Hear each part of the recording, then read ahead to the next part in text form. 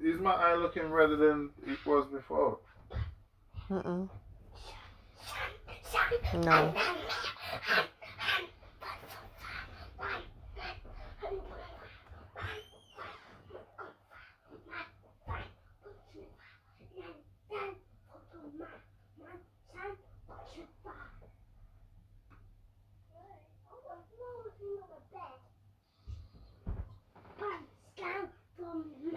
Be careful, don't do that on the stairs. Because you have good pizza.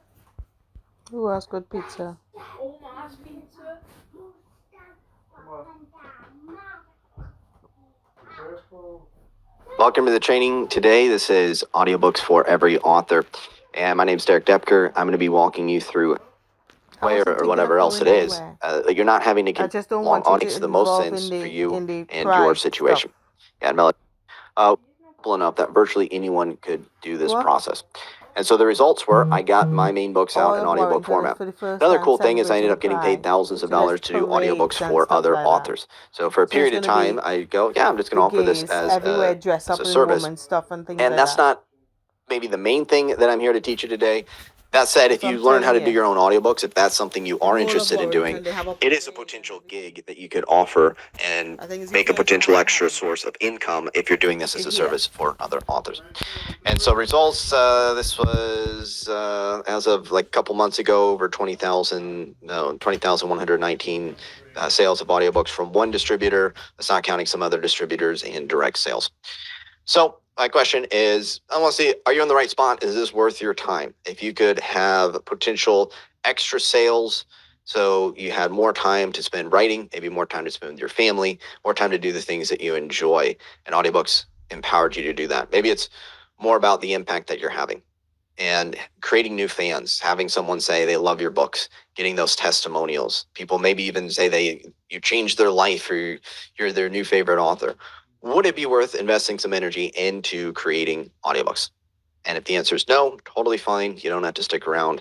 The answer is yes. You can drop a yes as I take a drink of water and let me know if this is for you.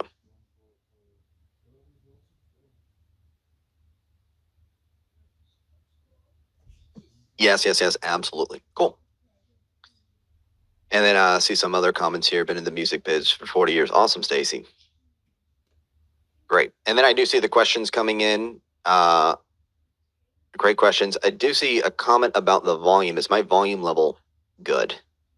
Can you hear me okay? If you want me to raise the volume, you can say raise or something like that. I think it should be good. So not sure if you're having some volume issues, might be something on your computer. It looks like it's good for others. All right, perfect. So first thing, how do you get your audiobook out there? And I cover this first because there are people who live in different countries and I still get questions about what if I live in insert country? Can I get my audiobook out there or how can I do it? The reason for that is ACX used to really be the only main audiobook distributor going back many years now, and that's Audiobooks Creation Exchange. It's owned by Amazon. And to use ACX, you had to live in US, UK, Ireland, or Canada, or at least have an address in one of those places. Nowadays, we have authorsrepublic.com and findawayvoices.com. And with Authors Republic or Findaway Voices, you can get distribution regardless of where you live. Right. So at least you got to have an address in one of those places for ACX or Findaway Voices. Doesn't matter where you live. Authors Republic doesn't matter where you live. So you can get distribution anywhere. Now, in terms of which of these should you use, I can't tell you that. It's up to you to decide which place makes sense. You could do a combination of places. I've used ACX and Authors Republic and Findaway Voices. I've done combinations. Personally, I've grown to like Findaway Voices because I found that last time I uploaded, at least, the approval process was quicker. You have more control over things like pricing. You can do some discount deals and set some things up like a discount deal on Chirp. We can cover some of that in the Q&A, but you can explore each of these places and see which one makes sense for you. And if you're exclusive, it means you can only distribute through that place. I personally choose to be non-exclusive. I take less of a royalty. I like the freedom of being able to sell direct to consumer as well. I like the freedom to be able to offer it as a freebie to some people if I want to do that or offer it as a bonus. So I'm personally non-exclusive. Again, that's up to you to decide what makes business sense for you. Might make sense to be exclusive if you don't plan to distribute anywhere else but that one distributor. Personally, if I don't like how a distributor is working or I want to go somewhere else or things like that, that's why I like to be non-exclusive. Now, note on AI audiobooks. This has become more of a thing in recent, really the last year and more recent months. So there are programs that will allow you to turn text into voice. Some of them are becoming fairly convincing and human sounding, not as robotic sounding. Now, right now, you cannot go to a place like Amazon or Audible and just get a random AI generated audiobook and upload it there. It would be against their terms of service. There are programs like Virtual Voice from Amazon, which is in beta, where if you use their AI program, then they could do that. Now with that, you're still going to be limited though. You might have to only be exclusive to them because, as far as I know, you can't just take that AI audiobook and then sell direct or these different things. So you're kind of locked into their platform. And in terms of the experience for it, for some things it might sound okay. I had one author send me this email, and they were invited to the beta program. They said the voices sounded really good when listening to their samples, converted quickly. But when I started listening to it, it really missed the nuances of a human reading a book. And it sounded flat. I wondered if anyone would be able to listen to it for long periods of time. So I have my concerns. I'm not anti-AI. I do plenty of things with AI. I think it has some benefits. When it comes to audiobooks, though, in particular, my concern is that you're going to be limited in what you can do. You're not going to have wide distribution, and it might not create the best listener experience. I personally really like a human bringing their essence, their soul, their energy into the audio production. And since I like doing my own audiobooks, I like it to be in my voice. So you can ultimately decide what makes sense for you. For the most future proof, for the most wide distribution, for the most optionality of what you can do with audiobooks and guaranteeing that you're going to have the best potential user experience and distributing it anywhere you want and not have a sudden change in the terms and all the things like that, that means using a human narrator. So you have three options for a human narrator. You can hire a narrator outright. You could do a royalty split through ACX if that's available, or you could record it yourself. Now, just because I choose to record it myself, that's not necessarily saying it's the right choice for everyone. What I'm going to do is I'm going to go through the pros and cons of each of these to empower you to decide what makes the most sense for you and your situation. And Melodies agree on the human touch for audiobooks. And yes, Spotify does now own Findaway Voices. So first option here, hiring a narrator. This is going to have the lowest time investment.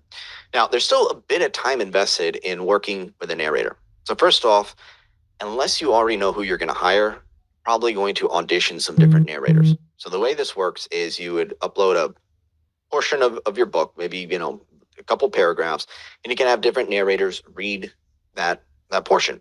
And usually they'll do this free of charge. It's their audition process. And then you can listen to the narrators and hear who you like the most. I was talking to a children's book author, and she had a few narrators read one of her children's books or a part of it, and then she played the samples for her kids, and her kids voted on who they liked the most. If you have any sort of audience or fan base, you could have record a few samples, and if you're not sure who you want to go with, you can play it for some of your fans and be like, hey, vote on who you like the most, that type of thing. So you have the audition process, and then you'll want to proof listen to what they send back. So they'll send back the audiobook, and I did have one narrator do one of my audiobooks, first audiobook I had created before I figured out how to do it myself. And I noticed there was a few mispronunciations, a few things that I wanted changed. Maybe they say something a little different than how you would like.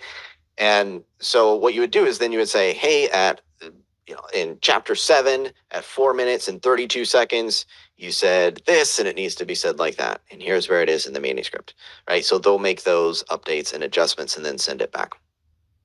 And then, you're going to get professional quality. Assuming you go with a professional narrator, there are some scams out there. Fortunately, I don't think they're too common, but you do want to be careful making sure you're going with someone who's legit. And they'll send it back. It should be all ready to upload and go, and know that everything is going to be handled. So I hear some people go, I hire a narrator. Do I need to hire someone else to do mastering and editing and all that? And typically you wouldn't. They should be handling all of that. And then you ultimately get to keep more of your royalties. You still might split some of your royalties with ACX or Findaway or whatever else it is. You're not having to continuously pay the narrator for this. Now, the downside, this is going to be your most expensive option. I had a 4.7 hour long audiobook and it was $1,350. And that's pretty typical. And you can multiply that if you have a 10 hour long audiobook, you're looking at, couple thousand, maybe even a few $1,000s for that. And then the lower rate on ACX is $200 per finished hour. So let's say you shop around, you find a cheaper narrator.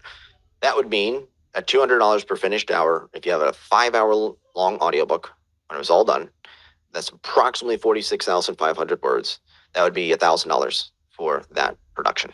Okay, so that'll kind of give you a ballpark range. That's the low end to the kind of medium end, and then the upper end could just really be as high as a narrator wants to charge. So this could be an option for you if you just can't narrate yourself for any sort of reason. You're going to hire a narrator.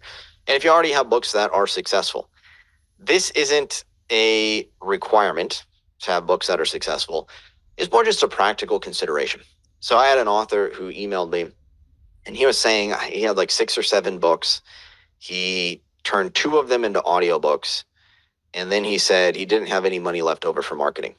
So he's kind of stuck. And in my mind, it's kind of like, well, it would have made more sense to hold off on at least maybe that second audiobook production, get one of your books selling pretty well, get some royalties coming in, then you can reinvest in, expanding out to audiobooks or things like that. The thing to keep in mind is if you're dropping, couple $1,000 on it, you have to be willing to wait some time to see a return on investment.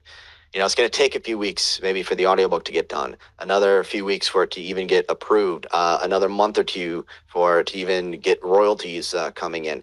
So it's the kind of thing that if you have a book that's already successful, there's a demand for it, it's selling, now you turn it into audio and you could potentially, pick up those additional audiobook sales. Someone's just starting out and they barely have the money to scrape by.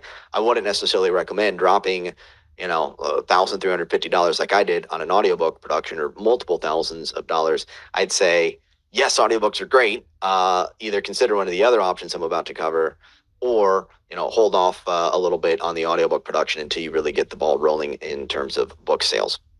Now, to find a narrator, you can go to acx.com if you have a book already on Amazon and claim it from there. And if you are eligible for ACX, you'd also go direct to a narrator.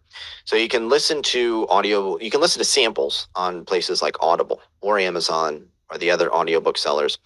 And you can listen and go, okay, let's say an author writes paranormal romance, go in the paranormal romance genre, play some samples of different audiobooks. You might go, I really like this Jane Doe narrator, right? So you Google Jane Doe audiobook narration and see if you can find their contact information and reach out directly. And there's also different freelance websites and things like that have audiobook narrators.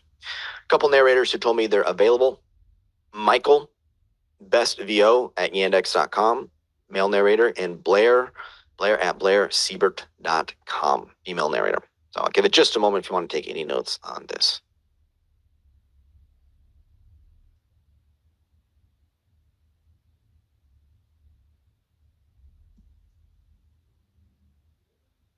All right, next up is the royalty split option. So this is done exclusively through ACX, and there's no out-of-pocket investment. You don't have to pay anything up front. So you could have $0 in your bank account and do this. That said, you're going to cut your royalty rates in half, and that could be a big cost over the long term. So let's say an author would have made $5,000